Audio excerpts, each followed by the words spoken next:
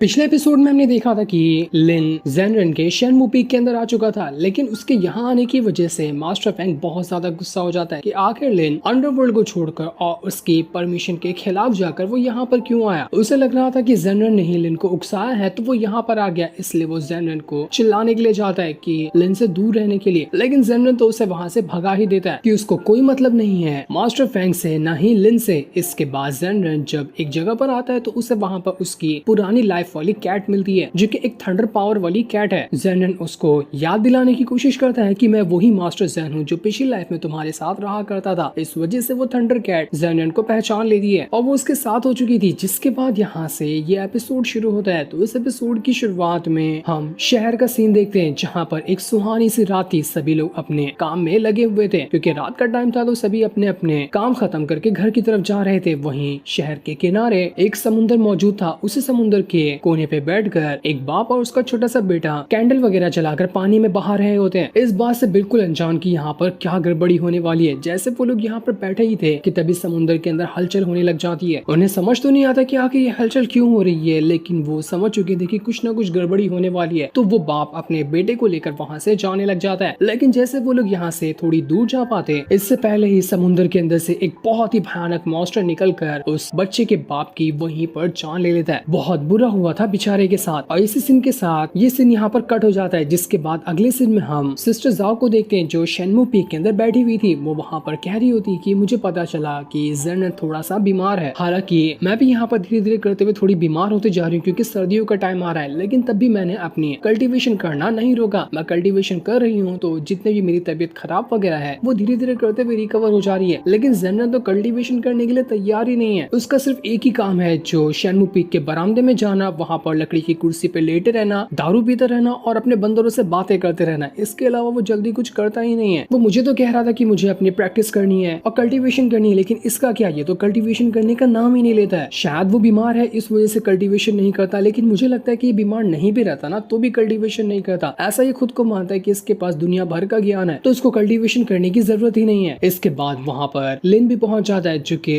थोड़े थोड़े टाइम पे यहाँ पर जेनरन से मिलने के लिए आया करता है। वो यहाँ से शेनमू पीक के अंदर भी आता है और शहर भी चला जाता है ताकि किंशन सेक्ट में देख सके कि वहाँ पर क्या हो रहा है। और वहाँ पर उसको जो भी खबर वगैरह मिलती तो वो किंशन सेक्ट की खबर लेकर जेनरन को लाकर दिया करता था, क्योंकि जेनरन तो अब यहाँ पर शेनमू पीक के अंदर ही रह चुका है। बाहर क्या हो रहा है उसके बारे में उसे कोई खबर नहीं रहती थी, तो ये काम लिन ही किया करता था। इस बार जब वो आया था तो वो जेनरन के लिए एक खबर लेकर आया होता है। वो जेनरन को शराब देते हुए ये बता रहा था कि मैंने देखा है कि शहर के अंदर ना अचानक से समुद्र के अंदर से बहुत ही खतरनाक तरीके के मॉन्स्टर बाहर निकल कर आने लग गए। उन्होंने देखते ही देखते हजारों की तादाद में समुद्र के किनारे जितने भी लोग बसे हुए थे उन सभी को मार दिया। पूरे के पूरे शहर में बिल्कुल अफरा तफरी मच चुकी है। अनगिनत लोग इसमें मारे जा चुके हैं। इस वजह से किंशन सेट के सबसे खास डिसाइपल को सिलेक्ट किया गया है ताकि वो उन मॉन्स्टर का मुकाबला करते हुए उसे खत्म कर दे, वरना देखते ही देखते वो पूरे के पूरे शहर को ही खत्म कर देंगे। यही खबर लिन यहाँ पर जेनरन को देने के लिए आया हुआ था। जिसके बाद हम किंशन सेट का सीन देखते हैं। किंशन सेट में जाहिर सी बात है कि जिस पीक में शेनला और मास्टर फेंग शामिल है वहाँ के डिसाइपल सबसे ज्यादा स्ट्रॉन्ग है, तो उनको ही जिम्मेदारी दी जाती है और उन लोगों को तैयार किया जाता है ताकि वो मॉन्स्टर के साथ फाइट कर सके। शेनला और उसके पीक के जितने भी डिसाइपल वगैरह थे सभी लोगों को यहाँ पर तैयार किया जा रहा था ताकि वो लोग मॉन्स्टर के साथ फाइट कर सके। खास डिसाइपल की एक टीम बनाई गई थी जिस टीम का नाम डीमन स्लेइंग टीम रखा गया था। उनका यही काम था कि जो मॉन्स्टर जो डीमन की तरह है उन सभी को खत्म करना। सभी डिसाइपल जा चुके हैं मॉन्स्टर को खत्म करने के लिए। तो वहीं लिन जो होता है वो जेनरन को अभी भी सारी चीजें बता रहा था। उसने डीमन स्लेइंग टीम के बारे में बताया होता है। वो कहता है कि मैंने शेनलाओ से बात की थी, वो कुछ कहना तो चाह रहा था लेकिन उसके अंदर हिम्मत नहीं हुई। वो तुम्हारे बारे में ही कुछ कहने वाला था, लेकिन मास्टर और बाकियों के दबाव में आकर उसने कुछ नहीं कहा तुमसे। हाँ, एक और चीज मुझे याद आई कि युनशन नाम की एक लड़की है जो हमेशा तुम्हें याद किया करती है। तुम भी उसको जानते हो क्या? मुझे नहीं पता कि तुम उसको जानते हो या नहीं जानते हो, लेकिन वो लड़की है जो तुम्हें अक्सर याद करती रहती है और तुम्हारे बारे में मुझसे पूछती रहती है कि तुम कैसे हो। जेनरन कहता है कि हाँ, मैं उस लड़की को जानता हूँ, अच्छी लड़की है लेकिन उससे ज्यादा कुछ नहीं है। लिन बताता है कि वो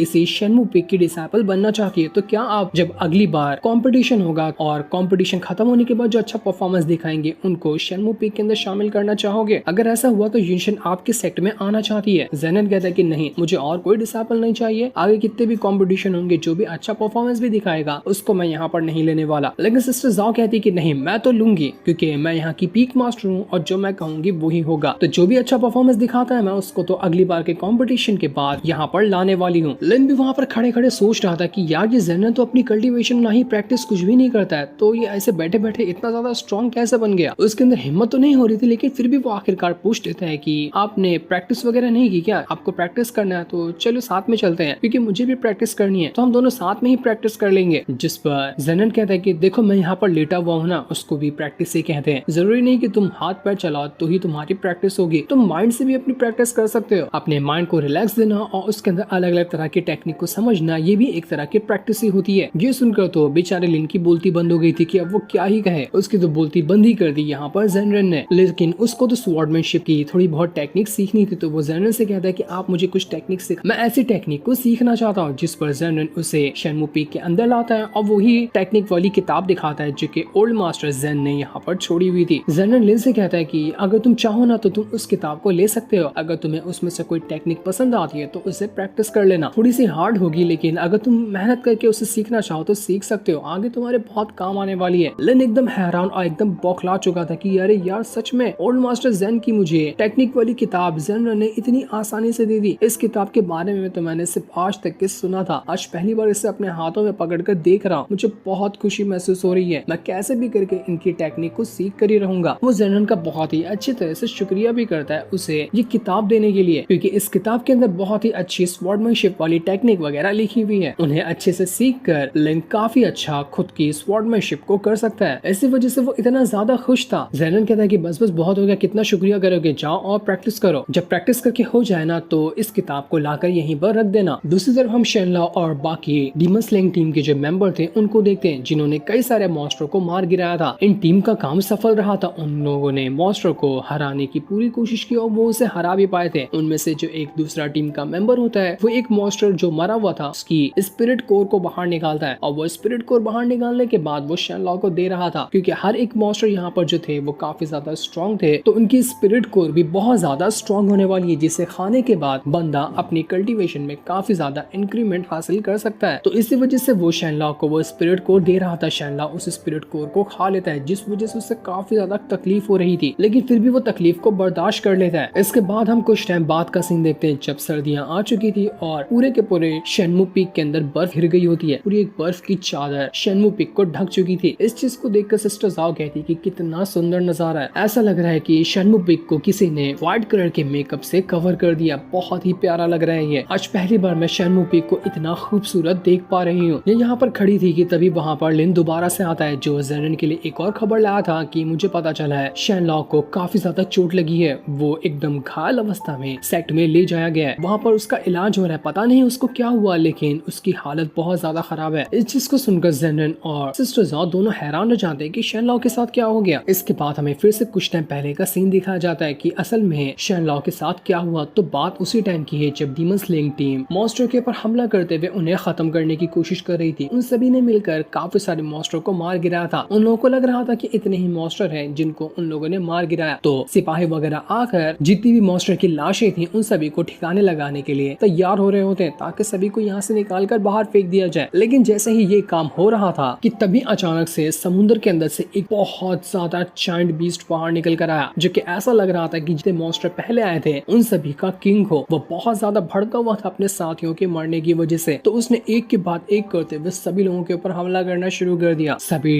टीम के मेंबर एक साथ वहाँ पर पहुंच जाते हैं और उन्होंने एक साथ अपनी फ्लाइंग स्वॉर्ड का इस्तेमाल करते हुए उस डीमन के किंग को वहाँ पर मार गिराया था। वो वहाँ पर मर गया होता है। सभी को लग रहा था कि यहाँ पर उनका काम खत्म हो गया, यहाँ पर टीम के मेंबर को कोई नुकसान भी नहीं हुआ और उन लोगों ने इस मॉन्स्टर को मार भी गिराया। लेकिन इस बात से सभी लोग हैरान थे कि शेनलाओ वहाँ पर दिखाई ही नहीं दे रहा था। तब एक मेंबर ने टीम के ही समुद्र के अंदर जाकर चेक किया तो उसे पता चला कि शेनलाओ तो अंदर ही जाकर गिर चुका है। उस बीस्ट के किंग ने जब हमला किया था तो उसके हमले में शेनलाओ घायल हो गया था। इस वजह से बाकी टीम मेंबर उसे बाहर निकालते हैं और अपनी पावर का इस्तेमाल करते हुए उसे ठीक करने की कोशिश करते हैं, लेकिन शेनलाओ होश में आने के लिए बिल्कुल भी तैयार नहीं था। न जाने उसके साथ क्या हो गया। इसके बाद सिस्टर जाओ जेनरल से कहती कि तो बताओ हम कब जाने वाले हैं शेनलाओ से मिलने के लिए, क्योंकि उसकी हालत खराब है तो हमें जाना चाहिए मिलने के लिए। पर जेनरल कहता है कि नहीं, मैं नहीं चाहूंगा शेनलाओ से मिलने के लिए। इसके बाद वो उस टाइम की बात याद करने लगता है जब पहली बार शेनलाओ सेट में जॉइन होने के लिए जा रहा था। जेनरल ने उससे उसी टाइम कह दिया था कि जिस सफर पे तुम जा रहे हो ना वो सफर बहुत ज्यादा मुश्किलों भरा होगा, तो तुम्हें किसी के ऊपर डिपेंड नहीं रहना है। जो करना है तुम्हें खुद के दम पर करना होगा। अगर तुम किसी के ऊपर डिपेंड रहते करते हो या किसी के बारे में बहुत ज्यादा सोचते हो तो ये चीज सिर्फ तुम्हारे आगे के सफर को नुकसान पहुंचाएगी। इसलिए मुझे भूल जाओ और हर एक चीज को भूल जाओ जिससे तुम क्लोज हो। जब तुम सब कुछ को भुला दोगे ना, उसके बाद ही तुम्हारा सफर तुम्हारे लिए आसान होगा। इसी वजह से जेनरन ने नहीं जाने का डिसाइड किया था कि वो शेनलॉ को नहीं देखने जाएगा, क्योंकि अगर वो उसके पास गया तो शेनलॉ की पुरानी यादें वापस से ताजा हो जाएगी। इस वजह से वो कमजोर पड़ने लगेगा। लेकिन अगर जेनरन उसके पास जाता ही नहीं है तो वो खुद की दम पे ही हिम्मत करके वापस से खड़ा होगा। जेनरन शेनलॉ की भलाई के लिए ही यहाँ पर ये कदम उठा रहा था। इसको सुनकर सिस्टर जॉब भी एकदम हैरान रह जाती है। वो कह रही थी कि मुझे लग रहा था जेनरन एकदम रूथलेस बंदा है जिसे किसकी भी फिक्र नहीं, लेकिन आज मुझे पता चला कि जेनरन तो बहुत अच्छा इंसान है यार। शेनलॉ के लिए वो कितनी बड़ी कुर्बानी दे रहा है। जब उसका सबसे अच्छा दोस्त है वो खुद चाह रहा है उससे मिलने जाए, लेकिन शेनलॉ की भलाई के लिए वो उसके पास जा तक नहीं रहा। अब तक कि मैं जेनरन को गलत समझते हुए आए थे, लेकिन ये तो बिल्कुल अलग किस्म का बंदा है। जेनरन कहता है मैं शेनलॉ से मिलने के लिए तो शहर में नहीं जाऊंगा, लेकिन हाँ मुझे कुछ और काम है तो मैं उससे करने के लिए शहर में जरूर जाऊंगा ताकि वहाँ का नजारा देख सकूं कि असल में शहर में चल रहा क्या है। सिस्टर जाओ कहती है कि पागल हो गए हो क्या, तुम यहाँ पर शेनमू पीक के मेंबर हो, अब बिना परमिशन के तुम यहाँ से कहीं नहीं जा सकते, तो तुम वैसे किस काम के लिए जा रहे हो, कोई काम तो है नहीं तुम्हारा शहर में। जेनरन कहता है कि हम भी तो किंशा सेट के 9 पीक के एक मेंबर है ना, तो हमारी भी जिम्मेदारी है कि शहर को प्रोटेक्ट करने के लिए जाना चाहिए। तो मैं जाऊंगा उन मॉन्स्टर के साथ फाइट करने के लिए ताकि शहर के लोगों को प्रोटेक्ट करने में मदद कर सकूं। ये सुनकर सिस्टर जाओ कहती कि अच्छा ऐसी बात है तो बहुत अच्छा है, तो फिर एक काम करते हैं मैं भी तुम्हारे साथ चलती हूँ, हम दोनों जाएंगे शहर में और वहाँ देख कर आते हैं कि अगर कोई मॉन्स्टर वगैरह बचे हो या हमारी वहाँ पर जरूरत हो तो हम इस चीज में उनके काम आ पाए। ये दोनों तो यहाँ पर शहर जाने के लिए तैयार हो चुके थे, लेकिन लेन का कोई भरोसा नहीं था। जेनरन सिस्टर जाओ से कहता है कि देखो तुम तो जाने के लिए तैयार हो, लेकिन तुम्हारी तो तबीयत भी खराब थी और तुमने अपना काफी टाइम से प्रैक्टिस भी नहीं किया, तो तुम जाने के लिए रेडी हो कि तुम्हें अपनी कल्टीवेशन वगैरह करनी है। सिस्टर जाओ कहती है कि देखो उसकी टेंशन लेने की जरूरत नहीं है, मेरी तबीयत पहले खराब थी लेकिन मेरी तबीयत अब ठीक हो चुकी है। यहाँ तक कि कल रात को मेहनत करके मैंने अपना ब्रेक थ्रू भी किया है, मैंने अपनी कल्टीवेशन में प्रोग्रेस हासिल की है, तो मुझे नहीं लगता कि मुझे वापस से और ज्यादा इतनी जल्दी मेहनत करने की जरूरत है। मैं कुछ टाइम तो ऐसे निकाल सकती हूँ, बाद में मैं फिर से अपनी कल्टीवेशन जारी रख लूंगी, इसलिए तुम कोई बहाना मत ढूंढो, लेकिन मैं तुम्हारे साथ बिल्कुल जाने वाली हूँ शहर के अंदर। ये सुनकर जेनरन भी हैरान रह जाता है। वो सिस्टर जाओ से कहता है कि अरे वाह बड़ी जल्दी ब्रेक थ्रू कर लिया, मुझे लगा था कि तुम्हें थोड़ा टाइम लगेगा, लेकिन नहीं, बिल्कुल जैसा लोग कहते हैं कि तुम पैदा ही अच्छे टैलेंट के साथ हुई थी, तो वो बात सच है, तुम अपना टैलेंट दिखा भी रही हो अपनी प्रोग्रेस में। इसके बाद जेनरन लिन के कमरे में आता है और वहाँ पर आने के बाद वो उसे देखता है तो लिन यहाँ पर अपना उसी मास्टर जेन की किताब के अंदर से टेक्निक वगैरह को समझने की कोशिश कर रहा था। जेनरन लिन से कहता है कि देखो मैं शहर जा रहा हूँ सिस्टर जाओ के साथ, अगर तुम्हें चलना है तो चल सकते हो या नहीं जाना तो तुम्हारी मर्जी है। लिन उस पर कहता है कि ठीक है मैं यहाँ पर नहीं जाऊंगा, मैं शेनमू पीक का ख्याल रखूंगा, क्योंकि वैसे भी तुम 2-3 दिनों के लिए ही जा रहे होगे, उसके बाद तो रिटर्न आ जाओगे, और वैसे भी मुझे यहाँ पर इस टेक्निक को सीखना भी है, तो तुम जाओ जब तक कि मैं 2-3 दिन के अंदर कोई ना कोई इसमें से टेक्निक सीख लूंगा, वो मेरे लिए अच्छा हो जाएगा। जेनरन कहता है कि ठीक है फिर जैसे तुम्हारी मर्जी, तुम्हें जो सही लगता है तुम वही करो, लेकिन हाँ अगर कभी किसी चीज की जरूरत पड़ जाए ना तो जो मेरे बंदर है उनसे कह लेना, वो तुम्हारा हर एक काम कर देंगे, ऐसा काम करेंगे जिसके बारे में तुम सोच भी नहीं सकते, इंसानों से ज्यादा अच्छी तरह से वो तुम्हें समझ पाएंगे। लिन एकदम हैरान था कि अरे यार ये कैसे बंदर है, बिल्कुल एडवांस है इसके बंदर, तो मैंने उनको देखा भी है, वो बहुत ज्यादा कमाल के बंदर है। चलो ठीक है अच्छी बात है कि मुझे यहाँ पर कोई ना कोई तो साथ मिलेगा। अब हमें रात का सीन दिखाया जाता है जहाँ पर जेनरन नाव में बैठा हुआ था और वो अपनी थंडर कैट के साथ आगे बढ़ रहा था। वो अपनी थंडर कैट के साथ आपस में बातें कर रहा होता है, जहाँ वो थंडर कैट को शेनलॉ के बारे में बता रहा था कि कैसे वो उससे मिला और कैसे वो उसके साथ यहाँ तक कि अपना टाइम गुजारते हुए आया है। वो उसको बताता है कि शेनलॉ अभी जिस पीक में है उस पीक के डिसाइपल अभी काफी ज्यादा छोटे हैं, लेकिन छोटी उम्र में उन लोगों ने बहुत अच्छे से एक्सपीरियंस हासिल किया है। इस वजह से मुझे भी लगता है कि शेनलॉ आगे जाकर बहुत ज्यादा पावरफुल कल्टीवेटर बन सकता है। कभी मुझे टाइम मिला तो मैं तुम्हें उससे मिलवाऊंगा, वो तुम्हें बहुत पसंद करेगा। उसका आगे का सफर बहुत ज्यादा मुश्किलों भरा रहेगा, लेकिन मुझे पूरी उम्मीद है कि वो अपने सारे सफर को पूरा करेगा और हर खतरों को पार करते हुए जो भी वो बनना चाहता है वो उसमें जरूर बनकर दिखाएगा। इतनी कम उम्र में ही वो इतने खतरनाक मॉन्स्टर से लड़ने के लिए चला भी गया, जो कि सिर्फ हिम्मत वालों का काम है। हिम्मत वालों के अलावा कोई भी जल्दी ऐसा तो काम नहीं कर सकता। इसी तरह से वो लोग आपस में बातें कर रहे होते। जेनरन की जो थंडर कैट थी उसको बहुत ज्यादा भूख लगी हुई थी, उसे नाव के आसपास काफी सारी मछलियां दिखाई देती है, लेकिन वो उन्हें पकड़ नहीं पा रही थी। बिल्ली कहती है इनकी भैंस की टांग तो मेरे हाथ में आई नहीं रही, चलो मैं अपनी थंडर पावर का इस्तेमाल करके इनों को एक बार में खत्म कर देती हूँ। तो वो अपना पैर डालती है पानी के अंदर और हल्की सी थंडर पावर को एक्टिवेट कर लेती है। इस वजह से तो आसपास की जितनी मछलियां थी वो सब एक बार में ही मर चुकी थी उस थंडर कैट के थंडर की पावर की वजह से। इसके बाद तो बिल्ली आराम से अपना पेट भर सकती है। बड़ा बढ़िया दिमाग लगाया था बिल्ली ने। जेनरन अपनी कैट डैड से कहता है कि देखो मुझे पता है कि तुम यहाँ पर रह के ना दूर दूर तक के सब जगहों पर नजर रख सकती हो, तो मैं बस तुमसे एक छोटी सी रिक्वेस्ट करना चाहता हूँ कि तुम ना शेनलॉक के ऊपर अच्छे से नजर रखना। कभी बाय चांस अगर वो किसी मुसीबत में पड़ता है ना, तो मेरी परमिशन के बगैर तुम उसकी मदद करने के लिए चले जाना, क्योंकि मैं तो जल्दी उसके करीब नहीं जा पाऊंगा, लेकिन तुम हो जो उसके पास जाकर उसकी मदद कर सकती हो। ये सुनकर बिल्ली वहाँ पर अंगड़ाइयां लेते हुए कह रही थी कि ठीक है जन्नत, जैसा तुम कहोगे मैं वैसा ही करूंगी, तुम्हारे काम को मैं मना थोड़ी ना कर सकती हूँ। इसके बाद हम किंशन सेट का सीन देखते हैं, जहाँ पर कई सारे पीक मास्टर और बाकी सारे मास्टर आपस में मिलकर बातें कर रहे थे कि अचानक से ये मास्टर कहाँ पर से आ गए, इनका ओरिजिन क्या है और ये लोग क्यों हमारे पर हमला करने आए। उसी के साथ साथ हमने कई सारे मास्टर के ऊपर हमला भी किया, लेकिन वो किंग वाला जो मास्टर था वो समुद्र के अंदर जा चुका है। इसकी कोई कंफर्मेशन नहीं कि वो मर गया या फिर अभी भी जिंदा है, क्योंकि हमें उसकी लाश मिली ही नहीं। अगर वो मर गया होता तो उसके अंदर से उसका स्पिरिट कोर तो मिलता, जो कि बहुत ज्यादा कमाल की चीज है। हमें तो वो स्पिरिट कोर मिला ही नहीं। इसका मतलब हो सकता है कि वो किंग वाला जो मास्टर था वो अभी भी जिंदा हो। लेकिन ऐसा क्या हो गया किंग वाले मास्टर को मारते टाइम की शेनलॉक की ऐसी हालत खराब हो गई? वो करने क्या गया था वहाँ पर? तब एक दूसरा पीक मास्टर वहाँ पर कह रहा था कि मुझे लगता है ना कि शेनलॉक ने सभी को धोखा दिया। वो चुपके से गया किंग वाले मास्टर के पास और उसकी स्पिरिट को निकाल कर खुद ही खा गया, ताकि वो अपनी पावर बढ़ा सके। उसने बाकियों को इसके बारे में बताने की कोशिश तक की नहीं की। ये बिल्कुल गलत काम किया है शेनलॉक ने, और इसकी सजा उसे मिलनी चाहिए कि आखिर वो ऐसा कैसे कर सकता है, क्योंकि किंग वाले मास्टर की स्पिरिट कोर को खाना और उसे कंडेंस करना बच्चों का खेल नहीं है। मुझे लगता है कि उसी को खाने की वजह से ना शेनलॉक की हालत खराब हो गई। उसके पूरी बॉडी के अंदर,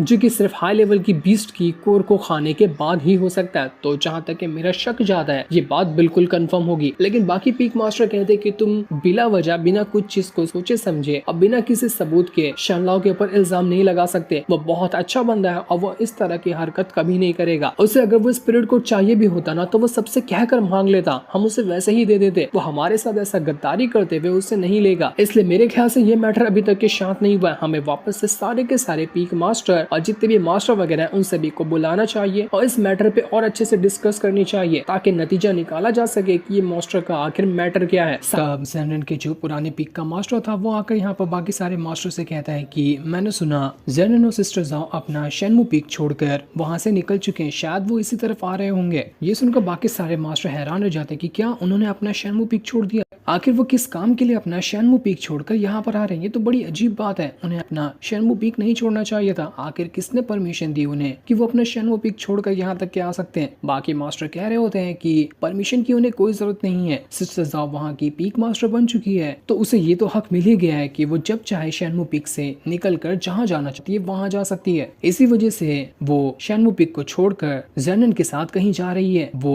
अब कहाँ जा रही होगी इसके बारे में तो हमें कुछ नहीं पता, लेकिन वो दोनों काफी कम एज के हैं, तो उन्हें उतना ज्यादा एक्सपीरियंस भी नहीं है, क्योंकि अगर वो शेनमू पीक से बाहर आते हैं तो बाहर तो सब लोगों के बीच में उनके चर्चे पहले से ही है। तो बाहर आने के बाद उन्हें बड़ा सावधान रहना पड़ेगा। अगर सावधानी नहीं बरतते हैं तो उनके साथ बड़ी मुसीबत भी हो सकती है। जिसके बाद हमें सिस्टर ज़ाओ और ज़ेनरेन को दिखाया जाता है, जो अपना शेनमू पीक छोड़कर वहाँ से सिटी की तरफ बढ़ रहे थे, ताकि देख सके कि असल में वहाँ का हाल क्या है। वो दोनों आपस में बातें करते हुए आगे बढ़ते जा रहे थे। यहीं पर एंड हो जाता है। Thanks for watching.